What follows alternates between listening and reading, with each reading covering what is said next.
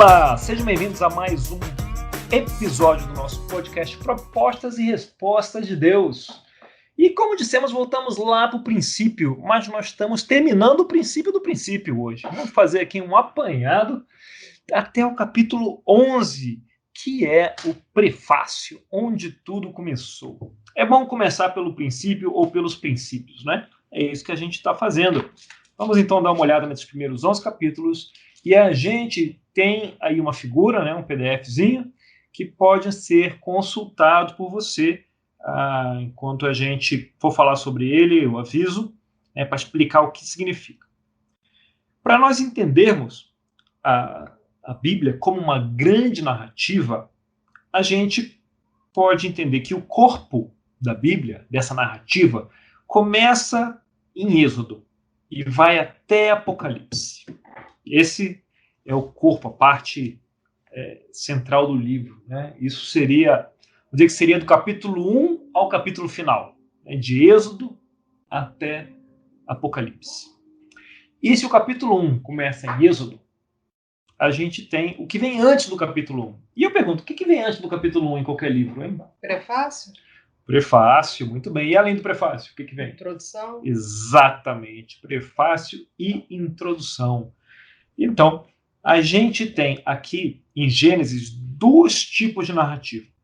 O primeiro tipo vai do capítulo 1 ao capítulo 11, e foram os textos que a gente passou até aqui. Né? Esse é o prefácio, ele é escrito no estilo, seria o prefácio.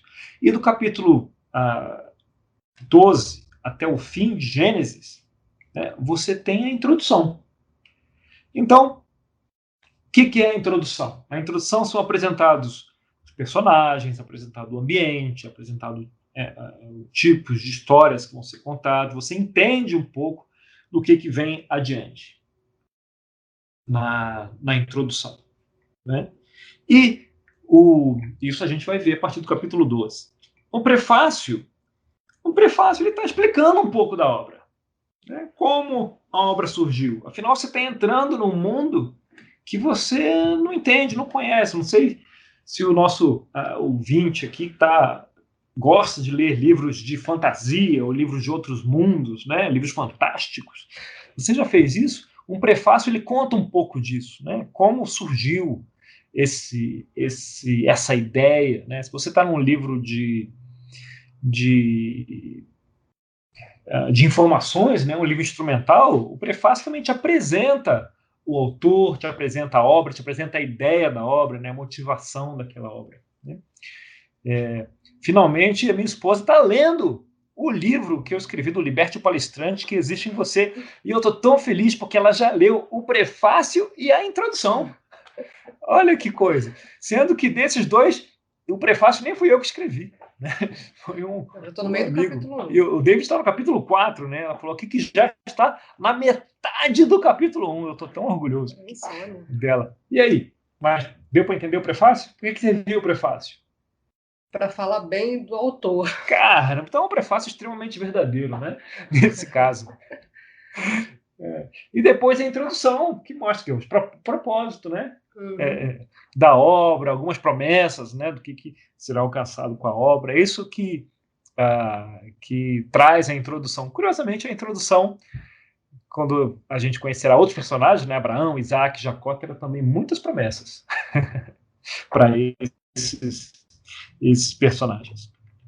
Muito bem. Então, até o capítulo 11, você tem esse gênero diferente de literatura e outro de Abraão em diante. Né? Então, nesse prefácio de 1 a 11, nós temos a apresentação de histórias com as quais aquele povo, estava muito familiarizado. Né?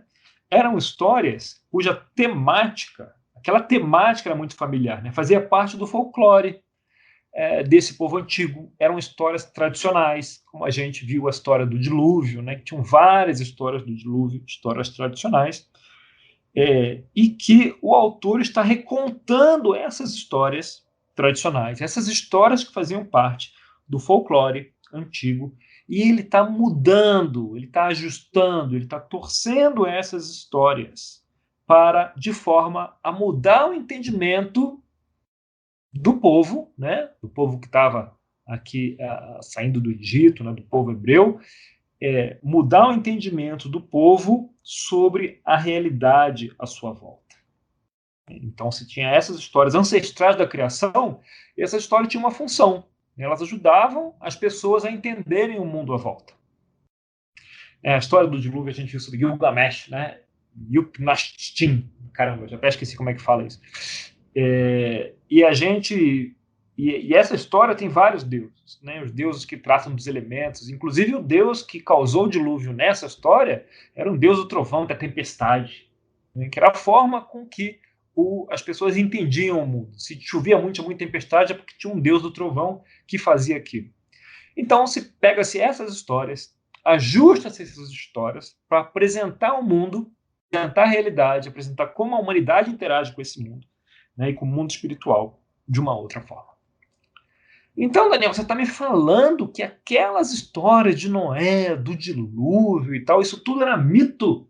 Então não aconteceu realmente um dilúvio que ficou cobriu o pico mais alto, que seria o Everest há 5.000 anos atrás, né? Muito tempo é o Everest, né? O pico mais alto da Terra. Assim, é isso mesmo que eu estou falando, né? Isso aqui é o prefácio.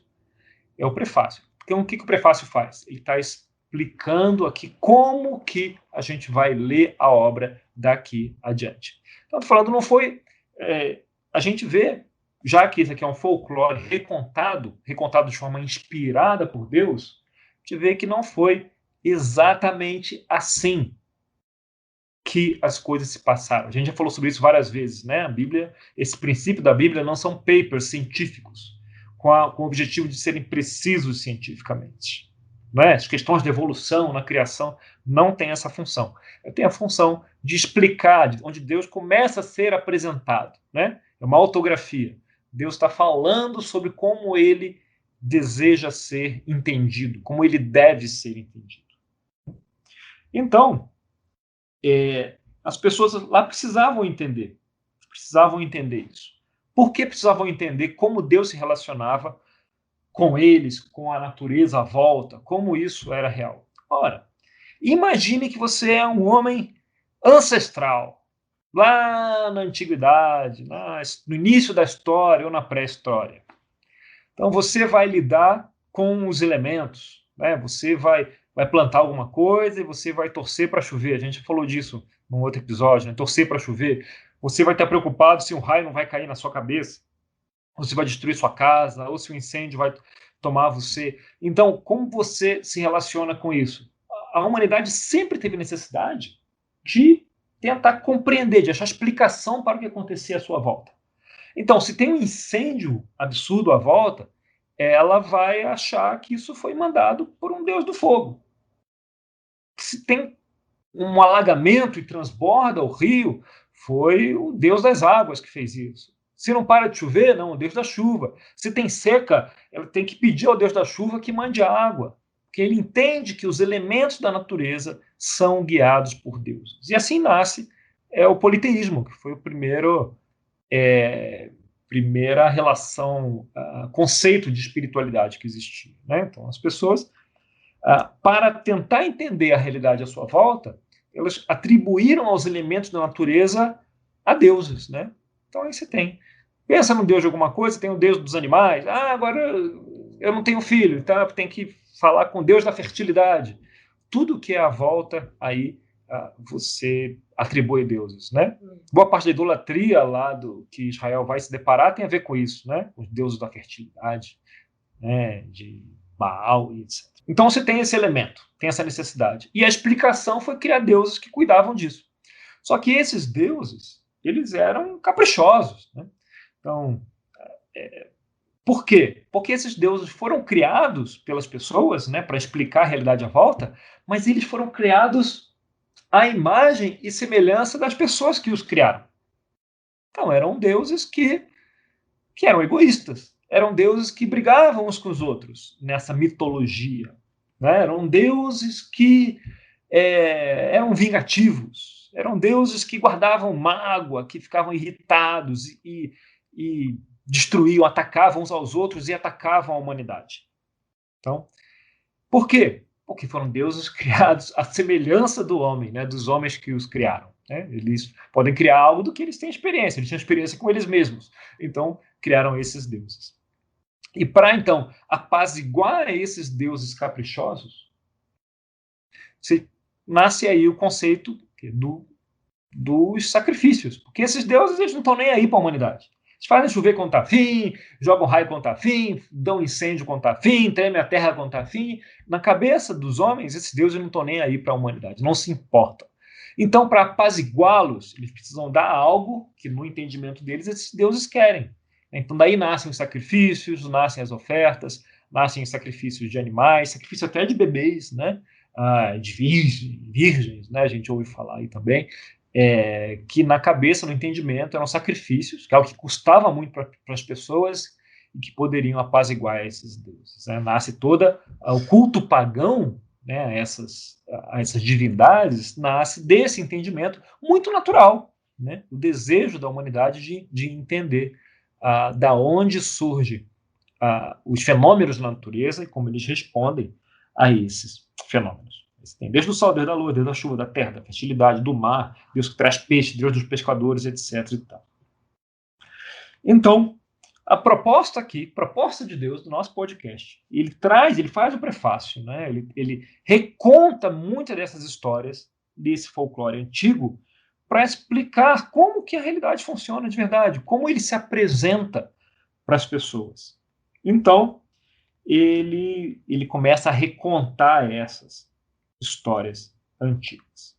Então você pode olhar aí nessa figura do PDF que está aí, e você tem esse diagrama com 8 histórias. Aqui, ó, diagrama com 8 histórias, né, 8 partes, vamos chamar assim, separados aí em colunas. Né? A primeira, você tem a criação, em Gênesis 1. Então, na criação, você tem os problemas, né, da criação, você tem um quiasma, a gente falou sobre ele, e Deus era um Deus que sabia onde parar, né? A criação era boa. E no fim da criação há um descanso. Né? É uma história com um final feliz. História com um final feliz em Gênesis 1. Depois você tem Gênesis 2 e 3, a segunda história. Né? A letra B aí, segunda história. Então você tem lá os problemas, aparecem. Depois você tem outro quiasma, né? A questão da nudez aparecendo muitas vezes. Você tem o consumo do fruto, a tragédia, porque os homens não sabiam quando parar, né, controlar aí os próprios desejos. Eles ficaram obcecados em ter mais e conhecer mais, desconfiados. E essa segunda história termina em tragédia, não termina bem como a primeira. Depois você tem no capítulo 4 a terceira história, de Caim e Abel. Também começa com problemas, né, aquele conflito de Caim e Abel. Você tem também um quiasma. Você tem uma tragédia, né? Caim não sabia quando parar, né? Caim, o adquirido, era obcecado em ter mais, inseguro, com desconfiança, insegurança, e também termina em tragédia, como a segunda história. E, por fim, você tem uma genealogia, né? Gênesis 5, lá tem uma genealogia. Depois, você tem, né, a coluna D. A coluna A, de novo, você tem Noé, a Arca de Noé. Tem problemas, né? Deus agoniado com a humanidade. Você tem um quiasma. Depois Deus reafirma que a criação é boa. Você tem uma recriação, né? Tudo começa de novo. Então Deus sabe quando parar de destruir, salva a criação. E ela termina com aliança, com um descanso.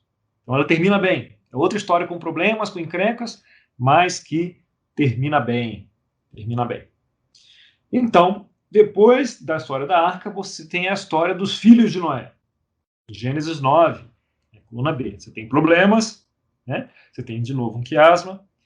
Você tem a tragédia, já que Noé não sabia quando parar, ficou obcecado pela vingança, obcecado, não confiou que Deus cuidaria da situação, colocou a maldição no neto, no filho de Canaã, e você tem aí uma outra tragédia. E você tem, então, na sétima parte, sétima história, Gênesis 11, a Torre de Babel. Você tem problemas problemas, né? Os homens com aquelas intenções, é um nome para eles mesmos, não serem espalhados. Você tem o que você tem a tragédia deles serem espalhados, né? Pelo mundo todo.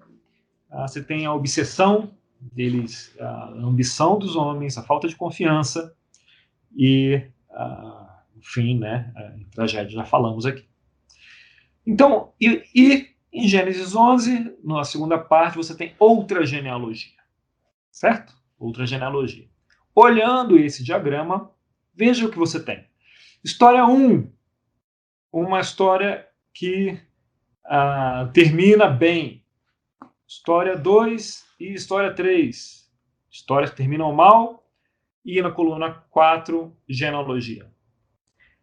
Na coluna 5, tem uma correspondência com a coluna 1. Por isso que tem um A e um A, que é outra história, onde termina com a recriação, né, com o descanso.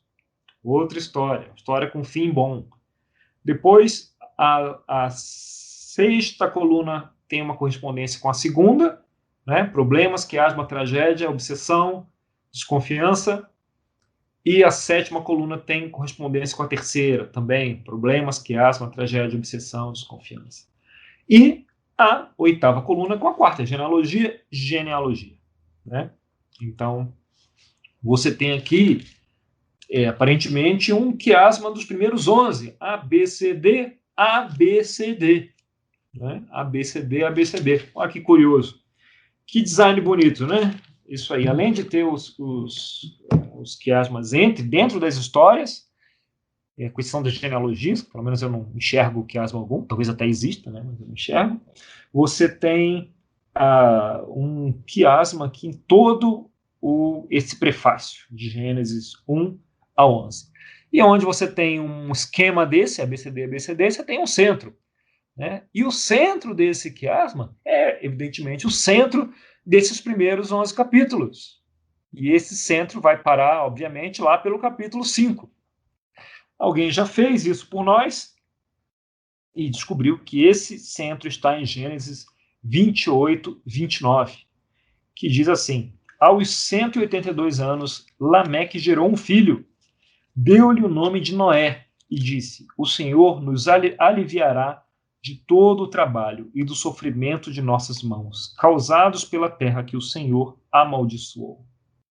E no centro desse verso, a palavra Noé. E o que Noé quer dizer? Não faz a menor ideia, né? Não. Nem eu fazia antes de estudar isso aqui. Noé quer dizer descanso, né? E nos aliviará das nosso trabalho, do nosso sofrimento. Então, no centro disso aí tudo, lá vem o descanso de novo, né? O descanso aparece em todas as histórias com fim bom. Na primeira história, depois, na quinta coluna, aparece o descanso, e agora no centro de tudo aparece de novo o descanso. Olha como Deus está recontando essa história. E se você comparar isso com o espírito da época, né, com a forma como a humanidade se relacionava, ela podia confiar nos deuses? A humanidade? Não. Não, né? Tinha que apaziguá-los. Apaziguá-los. Não podia confiar nos deuses. Então ela estava sempre pisando em ovos quando tinha que se relacionar com as divindades de acordo com a forma que eles enxergavam o mundo ali. Então Deus está recontando essa história com esse prefácio. Fala, não é assim não. Na relação comigo, eu estou me apresentando aqui, eu sou o Criador, é Elohim, né, o Criador. E na minha apresentação aqui é outra coisa. Na forma de se relacionar comigo, não é a palavra que eu... Então, você tem aqui Deus querendo passar uma mensagem completamente diferente do espírito que as pessoas tinham ao se relacionar com os deuses lá. Eles ficavam agoniados, eles tinham que fazer sacrifícios de coisas caras para eles. E aí Deus fala, olha, não é assim. Sabe como vocês veem o mundo? Não é assim. Sabe como os deuses se relacionam para causar o dilúvio? Não é assim, de fazer a criação aqui. Mas vocês precisam confiar na história. Só que eu vou contar um negócio para vocês. Sabe Adão e Eva? Olha essa história aqui. Eles conseguem confiar na história? Não. Não, eles acabam comendo o fruto, não sabem quando parar. Então eu vou contar outra história para vocês. Olha os filhos deles. Caim fica agoniado. Eu falo para ele se segurar, que o pecado está à porta e ele deve dominá-lo. Mas ele confia em mim? Ele consegue vencer em segurança? Não. Ele fica obcecado e causa uma outra tragédia. Porque a história é essa, mas as pessoas não estão preparadas para exercer ainda plenamente sua criatividade, aqui com toda a liberdade. E aí tem uma genealogia e tem uma outra história aqui nesse prefácio do Noé, onde há um novo começo, e aí Noé tem a oportunidade de parar ali e não amaldiçoar o neto, mas ele não consegue, ele é tomado pela vingança. E a humanidade age desse jeito, também tem dificuldade de confiar na história. Depois os caras têm uma ideia brilhante de fazer uma torre não se espalharem, mas a história pede que eles ocupem a terra toda e se espalhem. Mas eles confiam na história? Não, eles querem se manter lá. Então a gente bagunça a língua deles e eles acabam espalhados. Né? O que esse prefácio diz? A forma como Deus se relaciona com a humanidade é completamente diferente da forma que eles viam o mundo, que eles viam eles mesmos e que eles viam o mundo espiritual. E a outra coisa que ele diz é que a humanidade, vez após vez, não está confiando. Ele está procurando alguém que confia na história até aqui e não está achando ainda. Não está achando alguém que confia para modelar essa história para o resto da humanidade. E é isso que vai acontecer na história seguinte. Ele fala, caramba, o prefácio inteiro não achou ninguém. Na história seguinte, que começa com a genealogia, que a gente vai falar no próximo episódio, ele finalmente acha alguém que confia na história e a gente vai discutir o porquê, né, na nossa próxima conversa. E aí ele começa a narrativa. Né, ele começa ali a introdução, a partir desse alguém, os personagens, ele vai explicar um pouco mais, e depois, a partir de Êxodo, ele começa o corpo do livro. Né? Então ele vai começar a introdução a partir do momento que ele acha alguém que confia na história e que pode começar a modelar para a humanidade, para o mundo, o tipo de relação que Deus espera que as pessoas tenham com ele, com o próprio mundo e com os demais, né? E com os outros, que não é uma visão autocentrada do mundo, né? Alguém que começa a entender, que sabe quando parar, que sabe quando confiar e que vai em frente, né? E essa pessoa vai ser Avram, ou Abraão, dependendo que língua você falar. Então, e aí você começa, né? Deus está chamando, a proposta de Deus é essa. A proposta de Deus para a humanidade. As respostas das pessoas não foram muito boas, mas a proposta é essa. Deus, que as pessoas aprendam a ser mais como Deus. Afinal, ele criou as pessoas à sua imagem e semelhança. E saberem quando parar, quando é o suficiente, quando descansar. Que aí Deus vai poderá usar essa pessoa. Vai usar Abraão. E vai usar qualquer um que saiba quando parar, quando modelar a Deus. Vai usar qualquer um que consiga ser um parceiro dele, consiga modelar a Deus para as pessoas. Alguém que creia que a história que Deus vai contar é uma história boa, que a criação é boa, e que isso é essencial para o mundo poder ser um dia redimido. Né? Deus sabe quando ir, quando parar, e a gente pode caminhar nos passos dele. Até aqui a humanidade não estava entendendo. Então, ele vai finalmente encontrar alguém. O outro elemento desse prefácio é que, olha como ele é desenhado, né? O design dele é brilhante, as construções são brilhantes, né? As histórias, como elas se conectam, como elas comunicam, as camadas se comunicam. O design é absolutamente brilhante. Né? Hoje se crê que várias pessoas escreveram isso. Acredito, pessoalmente, que sobre a inspiração de Moisés, né? Cara que fala, Moisés escreveu, Moisés tenha inspirado, guiado esses escritores, né? Um mentor inspirado, intelectual do livro aí, dos livros da Bíblia. E a audiência desse livro de Gênesis estava sendo convidada a repensar, a remodelar o que eles pensavam sobre o mundo, sobre Deus, sobre uns aos outros. E as nossas respostas diante desse novo entendimento, o entendimento que Deus está comunicando, ela deve ser diferente, né? Deve ser compatível com as propostas, com o que Deus está propondo, com as propostas de Deus. E esse é o espírito desse podcast, né? Trazer as propostas de Deus e como a gente pode responder. E, eventualmente, algumas respostas de Deus ao que ele vê, né? A como as pessoas respondem ao que ele propõe também. Então, quando a gente lê alguma dessas histórias adiante, que alguns de nós já lemos muitas vezes em Gênesis, e a gente pensa que já sabe do que ela se trata. A gente lê sobre Isaac, é disso que ele está falando. E o prefácio está dizendo, não, você não sabe. Vamos lá. Né? Vamos ler aqui desse jeito, né? Com a forma que Deus propõe que ele seja lido. Estão convidados, então, para esse papo no nosso próximo episódio. Fez sentido essa misturada aí? Um resumão, né?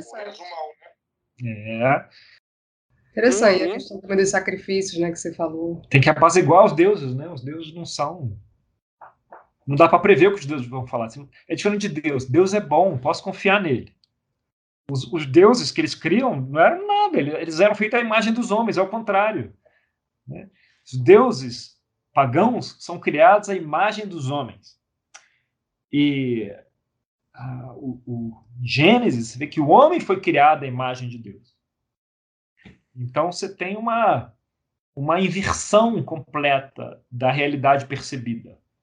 E pelos deuses pagãos serem criados à imagem dos homens, eles têm as mesmas virtudes, algumas, e principalmente os mesmos defeitos, né, que os homens apresentam.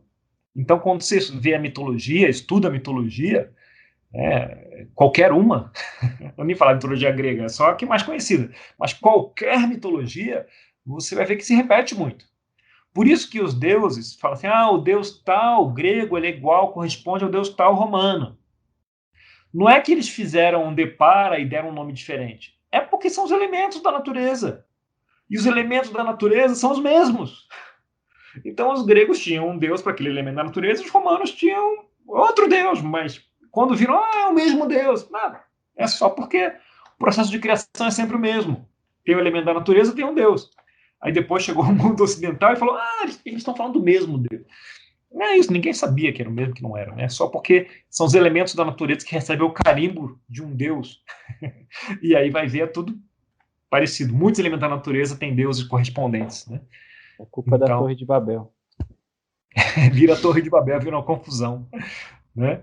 Aí na mitologia os deuses casam, brigam, reproduzem, casam com humanos, são promíscuos, ou outro foge, um é assassinado, outro morre, um tem um ponto fraco. Por quê? Somos nós, né? Mas em forma mitificada. E aí esse prefácio vem e fala, vamos ver tudo de cabeça para baixo. Primeiro, não são os deuses criados à imagem do homem. É o homem criado à imagem de Deus. Segundo, olha aqui, está distante pra caramba da imagem de Deus. Está vendo aqui Adão, Eva, Caim, Abel? Está vendo aqui Noé? Os filhos de Noé? Está distante. Está vendo Babel? Está distante pra caramba. Então a proposta é a seguinte. Vocês estão partindo de um buraco da queda e o objetivo é chegar a ser parecido com Deus lá no final. Tá bom? Então tem que ser uma história que parte daí e aí você vai lá no final da história ser parecido com Deus. Aí você fala, mas a segunda... É interessante que se você quiser extrapolar até a volta de Cristo, e aqui é uma extrapolação totalmente minha, tá? Eu não li em lugar nenhum isso. Você pode, né? Porque essa segunda volta, né, os tempos, teria a ver quando você tem um determinado número de pessoas que entendem, na verdade, chegam a ser a semelhança de Deus. Então, você pode extrapolar e chegar até lá, né? E você vê que a humanidade ela vai se civilizando, né, ao longo das eras. A humanidade vai melhorando ou piorando, Vinícius? A humanidade vai melhorando, né? Tecnologia está aí para provar isso.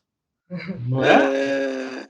O que eu mais gosto dessa questão que do tipo tem duas formas, né, de ver o prefácio, né? A gente pode ver do tipo, caraca, a humanidade não tem jeito mesmo, hein? Não deu certo com Adão, não deu certo com Caim, pareceu que ia dar certo com Noé, mas não deu certo com Noé, não deu certo com Abel, não vai dar certo, né? Mas isso a gente pensando focando nos seres humanos, né? Se a gente olhar para Deus, o tempo inteiro Deus falando assim, eu consigo te levar até lá. Confia em mim, eu consigo te levar até lá. Confia em mim. Só se as pessoas tivessem escutado, né, a Deus, assim, que eu acho que esse é o foco, né, focar, parar de olhar para os homens e olhar para Deus, né. E justamente por isso, né, trazendo aí a questão do Daniel, eu acredito que a humanidade está melhorando, né, porque Deus ele está o tempo inteiro falando, ei, vocês podem confiar em mim. Eu consigo levar vocês daqui para melhor, né. O reino, né, ele está aí. Agora você pode se perguntar, por que tanta gente acha que a humanidade está piorando, está indo para o abismo, cada geração é pior que a outra? De onde que vem essa ideia que a humanidade está piorando? Eu acho que é só informação, né? A informação chega mais rápido em todo canto do mundo e aí dá uma sensação de que tá todo lugar fazendo isso, né? Tipo, você sabe o que aconteceu ali na China, que você sabe o que aconteceu ali no Nordeste, e você acha que aquilo ali tá sabe, virando a pandemia, né? Mas na verdade são casos pontuais que acontecem, mas pela informação a gente acha que a desgraceira tá tomando conta. E hoje em dia é mais fácil você falar do ruim, né? É mais viral o ruim do que o bom, né? É verdade. Até o nome é ruim, é viral, né? Justamente. Se fosse mais vacinal, o ruim que o bom. É verdade. Justamente. Mas é viral. Daniel, eu tenho uma pergunta. Você traz no podcast que seriam contos. E a minha pergunta é, até que ponto eu considero como verdade? Boa pergunta. Boa pergunta. Cara, Porque assim, eu acho que as genealogias elas trazem um certo continuismo, né? Elas não estão de à toa, mas o que acontece? O que aquilo ali só é para me falar da visão de Deus? Ou eu posso falar que Noé, né, existiu de fato, digamos assim, coisas desse tipo. Até porque isso é muito polêmico, né? Você chegar na igreja e falar com todo mundo, gente, isso aí tudo conta, tudo. Isso aí não existiu, não. Isso aí é uma questão delicada, isso. Eu até esqueci a pergunta. Até que ponto isso é verdade ou é conto, né? Essa é a pergunta. Olha, tem muita gente boa que acredita na criação, nos 6 dias, dias como dias, né? O dilúvio como tendo cobrir toda a terra, porque está escrito na Bíblia. Está escrito na Bíblia, então é verdade. E tem os criacionistas raiz, né, que trazem isso. E aí, se você pegar esse prefácio, esse negócio aqui, até capítulo 11, e falar, não, isso aqui aconteceu. Não dá para você falar um negócio que é preciso que aconteceu e falar que o outro não aconteceu. Você tem que usar a mesma régua, mesmo critério. Que o prefácio vai até o 11. Então, você falar que uma coisa, que tudo é absolutamente preciso, verdadeiro, como um paper científico, você tem que falar isso para todo o resto. Certo? E, da mesma forma, se você falar que isso aqui são contos, é uma alegoria que Deus usa para se apresentar, usando os contos, as histórias, o folclore, que era conhecido na época, que era como as pessoas entendiam o mundo, entendiam elas mesmas, entendiam a natureza. E conta de uma outra forma para outras pessoas entenderem, mas se pegando o folclore, elas são tão verdadeiras quanto os folclores são verdadeiros.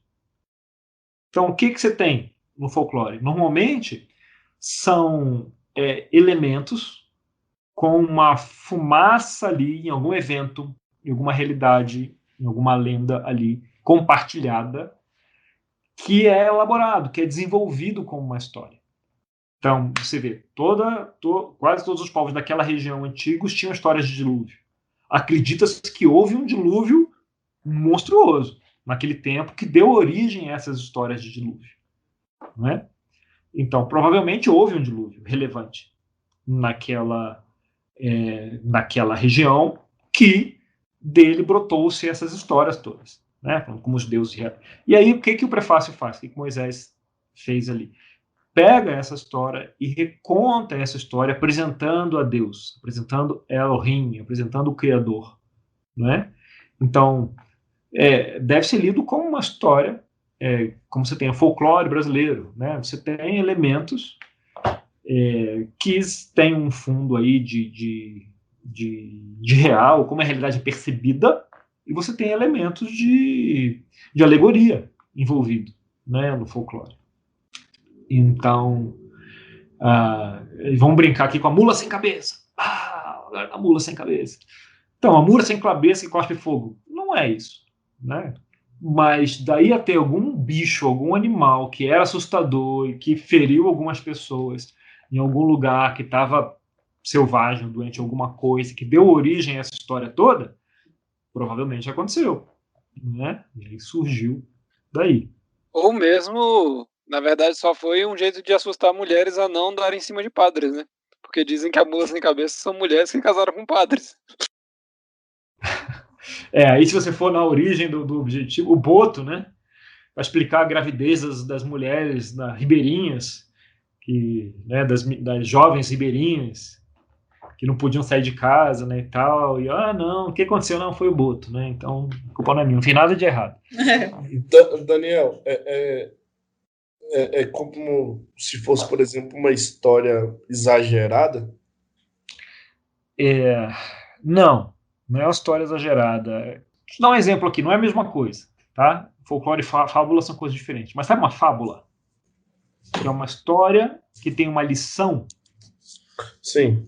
Tá? As uvas estavam verdes. Né? A uva eu não consigo pegar, estavam verdes, vamos embora. Né? O que é? Se eu não consigo é porque não estava bom. Tem uma lição na história ali por trás. Né? Então, nessas histórias, você tem o folclore da época tinha algumas lições. Tinha alguns fundamentos que ajudavam as pessoas a entenderem, compreenderem a realidade. Então, o que Moisés está falando? Sabe o ensino básico real? E o que vocês estudam no ensino básico por meio dessas histórias orais? É assim que vocês aprendem as coisas, né? Sim. Sabe essas histórias que explicam o mundo, a realidade e os elementos? Pois vamos aprender com elas. Só que agora vamos aprender o correto. Vamos aprender como Deus é. Vamos aprender lições válidas. Aprender a moral da história. E uns com os outros. E a confiar na história de Deus. Entendeu? Aquelas histórias era a alfabetização, entre aspas, da época. Era o ensino básico da época. Como as pessoas começavam a compreender o mundo. Então Moisés pega essas histórias e fala, não, vamos usar essas histórias, mas vamos usar direito. Né? E ele apresenta Deus por meio dessas histórias. Então não é que é histórias exageradas, são histórias modificadas. Histórias que as pessoas conheciam, que elas eram familiares, para que elas pudessem compreender Deus e se relacionar melhor, né, umas com as outras. Entender, Deus está se apresentando ali por meio daquelas histórias. Moisés era um subversivo. Moisés era revolucionário completamente. Absolutamente revolucionário. Agora, como eles conseguem incluir tantas lições, tanta precisão, tantos quiasmas, dentro dessas histórias, no hebraico antigo, tem que ser inspirado mesmo. Tem que ser Deus contando para eles, para Moisés, como montar isso tudo, né, da forma que foi montado. Entende? O que deixa ainda mais incrível se a teoria de vários autores ser correta, né, como você tinha trazido mais cedo. Porque, imagina, uma galera num período histórico escreve esses negócios e eles ainda assim criam um quiasmo que aponta para Noé. Muito louco isso. Assim, a Bíblia, meu passado era ateu, né? Eu não acreditava em nada disso. O que me fez acreditar é a Bíblia, são coisas assim. O livro que me deu fé foi Levítico, foi um absurdo que tem em Levítico, de como aquele negócio era preciso. Isso mais de 3 mil anos atrás, né? Preciso sanitariamente. Coisas só seriam descobertas 2.500 anos depois do que o livro foi escrito, sei lá se é essa 1.000 anos depois. Evidentemente, né? Mais de 3 mil anos depois do que aquilo foi escrito. Então, isso dá muita fé. Ver a Bíblia e as camadas e a coesão das Escrituras. A Bíblia, para mim, é o maior milagre que existe, é a Bíblia, né? São as Escrituras. Nenhum outro milagre se compara a esse livro, a compilação desse livro. Né? Então, o fato de, mas então não é assim, então a Bíblia, sim, não tem nada a ver uma coisa com a outra. O que importa no prefácio, Gênesis 1 a 11, são as lições. Deus está explicando como ler o resto, está contando o princípio da história, está contando os fundamentos. A criação é boa, a história é boa, a humanidade não estava preparada ainda para exercer plenamente sua autoridade, sua criatividade. Ainda assim, eles foram criados com livre-arbítrio, quer dizer, eles fazem o que quiserem, têm até liberdade para bagunçar tudo. Então, essa é a história, são os padrões com os quais a história vai se desenvolver adiante. Deus vai ficar insistindo na história e procurar pessoas que confiem nessa história. Então, esse negócio não é, evidentemente, para a gente sair discutindo com as pessoas de que o mundo foi criado em 6 dias e que o dilúvio existiu ou não existiu. Não é, até porque isso não é questão de salvação, né? Mas é muito interessante, as discussões nesse sentido estão no...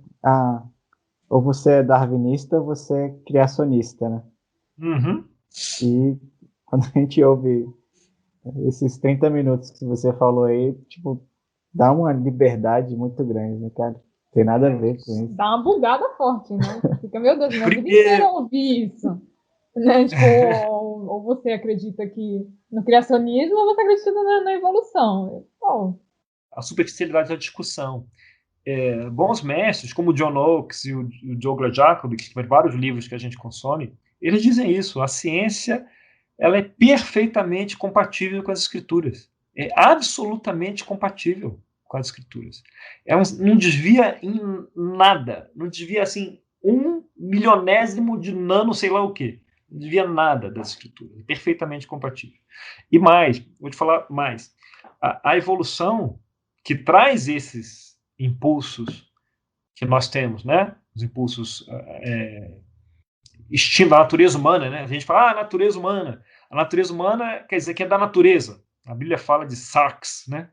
Né, Vinícius? Sarx, né? Aquele impulso um pouco animal, né? Que tem dentro de nós. E é natural que esteja, porque existe um compartilhamento genético, né, nosso com os animais, né? Obviamente existe. E nós, por que a gente tem tanta dificuldade, se nós deixarmos esses instintos nascerem, como a gente viu com Adão e Eva, né? Qual era a questão ali? Vocês são humanos, tem que saber quando parar. O desejo é bom, mas tem que saber quando parar. Tá bom? É isso que é a humanidade. Porque eu sei quando parar. E serem humanos é serem criados à imagem e semelhança de mim. Tá? Minha imagem e semelhança. Então, sabe esse negócio que vocês têm dentro de você? Esses desejos. E muitos deles estão na sua bagagem genética, têm uma herança evolucionária enorme. Deus não quer falar isso na Bíblia, porque nem existiam esses termos, né? Comemos. Mas sabe isso aí tudo? Então, ser humano é saber quando parar, é se conter, tá? Aí começa a trazer isso. E aí você caminha nessa narrativa até o final, até Jesus Cristo, até Paulo. E aí, o que Jesus fala? O que o Evangelho traz? O Evangelho fala, olha, e ele organiza o conceito, né, do arrependimento. Já existia esse conceito do arrependimento no Antigo Testamento, evidentemente. Mas ele organiza, ele valoriza esse conceito, ele joga luz no conceito do arrependimento, que é, gente, eu vou deixar com vocês o Espírito de Deus, que vai dar para vocês domínio próprio, alegria, paz, ou seja, tudo aquilo que só pela natureza humana, essa bagagem evolucionária aí toda, vocês naturalmente não vão desenvolver. Porque biologicamente tem muita semelhança aí, né? Muito compartilhamento genético. Mas, com arrependimento e com o Espírito de Deus, vocês vão se tornar semelhantes. Sejam perfeitos como Deus é perfeito. Né? Vão se tornar discípulo de Jesus. Vão se tornar discípulo de Deus. Com o Espírito de Deus. Entende?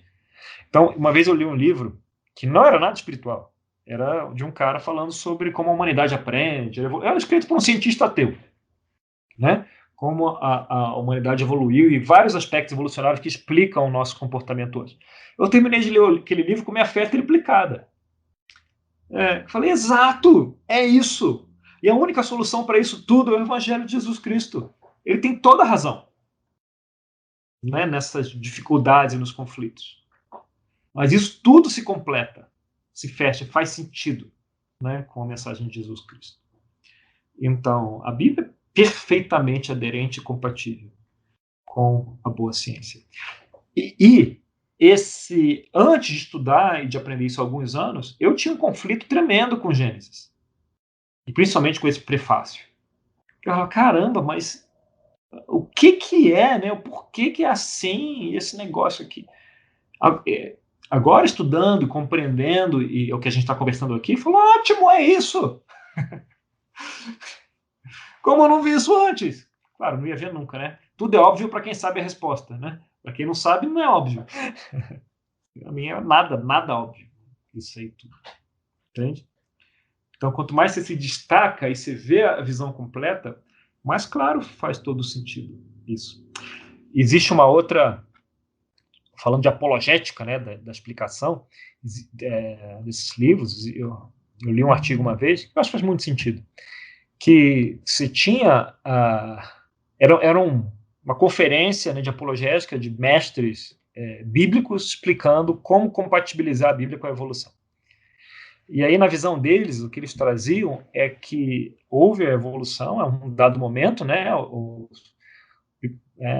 Homo sapiens, né, aparece aí, e há um momento que Deus fala, pronto, desse ponto em diante, já há semelhança suficiente comigo que eu posso começar a me relacionar de uma outra forma com essas pessoas, com seres humanos. E aí começa, aqui ele se relacionar com as pessoas. Né? E aí o livro de Gênesis faz todo sentido nisso. Né? A forma que a gente leu o prólogo aqui é completamente compatível com isso. Né? Eles estavam lá, já existiam, tinham a escrita, tinham aqui. E os filhos de Deus tiveram relações com os filhos dos homens e esses nasceram filhos. Caramba, de onde surgiram esses filhos dos homens? Ora, bolas, estavam aí já. Obviamente estavam aí já. Não é? E estavam lá, né? Essas pessoas que tinham uma proximidade, tinham uma visão menos espiritual, né? Não estavam, nem conheciam a história ainda para confiar nela, né? Então, se misturaram aí. Isso é interessante, justamente nesse meu tempo de tentar. Que antes eu acreditava assim, não, o que aconteceu em Gênesis foi o que aconteceu em Gênesis. Aí, de repente, eu comecei a ver muito sobre os artigos científicos, tal, sobre a ciência. Bom, agora eu tenho que saber encaixar essas paradas, assim. E aí depois eu fiquei pensando assim, teve os denisovanos, né, que era outra espécie de homo, né, tanto os denisovanos como os neandertais, que a gente se misturou, né, muitas pessoas elas têm no DNA traços dessas duas outras espécies humanas, né, que foram extintas ao longo dos anos justamente por causa da evolução. E aí quando eu vi isso, caramba, então esses eram os filhos dos homens e tal, e os filhos de Deus eram provavelmente os homo sapiens, e no final das contas tudo se misturou. Nossa. Até que de repente eu percebi que isso era ficar calculando a envergadura das asas dos anjos, e eu parei. É por aí, cara. Assim, entenda, perfeito isso. Quando você tem que fazer muita ginástica, muita cambalhota, para compatibilizar as escrituras com a realidade, a premissa está errada. A premissa está errada. Então, existe algo por trás, você não está enxergando algo, tem alguma informação que está faltando. Entende? Então, agora você pode dormir em paz. Cara, a Bíblia é incrível. Isso não significa que ela está errada, porque não teve um dilúvio que cobriu todo o planeta acima do Everest, inventando moléculas de água que depois desapareceram, quebrando a lei de Lavoisier, porque Deus pode quebrar a lei de Lavoisier. Isso, Deus não criou o mundo desse jeito, ele criou um mundo sustentável. Tá? Então, não é assim. Entende? Então, não vai fazer molécula desaparecer, né, químico? Vinícius. Não me mate dessa forma. Exato, por favor, né? Não é isso. Tem algo muito errado com isso, entende? Então, por que não enxergar as coisas como elas foram criadas para ser? Quando você tem o contexto da época, então era por isso. Era a função do prefácio, era essa. Entendi. Agora faz sentido. Nunca foi paper, artigo escrito por Deus, abstract de Moisés, taraná, publicado na pedra tal. Nunca foi essa a ideia. Então, interessante que vai ficando claro também, né? Assim, Deus encontra esse elo, né? Que é Abraão.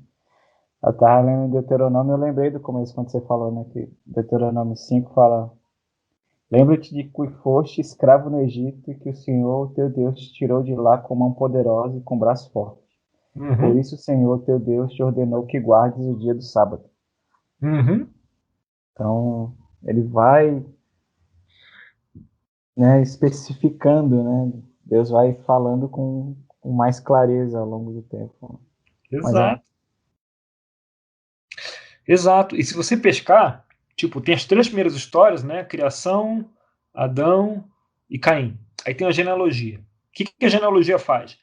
Ela separa essas 3 primeiras histórias no tempo, de assim, muito tempo depois. Claro que tem outras lições aqui dentro, mas o principal é muito tempo depois. Aí tem a Arca de Noé. A humanidade já estava corrompida e tal. Aí você tem Noé, os filhos de Babel. Aí você tem outra genealogia. O que passa isso? Muito tempo depois, Adão. E aí começa a introdução. Adão não, Abraão, né? E aí começa a introdução. Até porque nas genealogias hebraicas, você pode pular 1 zilhão de gerações, né? Quando fala fulano é filho de fulano, não quer dizer que é filho diretamente. Ele pode ser tipo tataraneto e beleza. Pode falar filho numa boa. Jesus, filho de Davi, né? Só isso já... Exatamente. Jesus, filho de Davi, filho de Deus. Pá! Nessa... Caraca, você pulou 800 gerações. Mas pode. Tem. Então, quando começa a genealogia, uma das coisas que você pode ler é muito tempo depois. Entende? Então, dá uma separada forte entre os períodos, né? Entre as histórias. Tá bom? Gente, muito bom. Depois que você percebe isso, agora eu criei um problema para vocês. Porque depois que você enxerga desse jeito, depois que você vê isso, você não consegue desver. Que viu, tá visto. Não pode ser desvisto. Então, sinto muito. Daqui em diante, vocês vão ver para todo sempre, vão ler o princípio de Gênesis. Estão condenados a ler desta forma o princípio de Gênesis. Parabéns.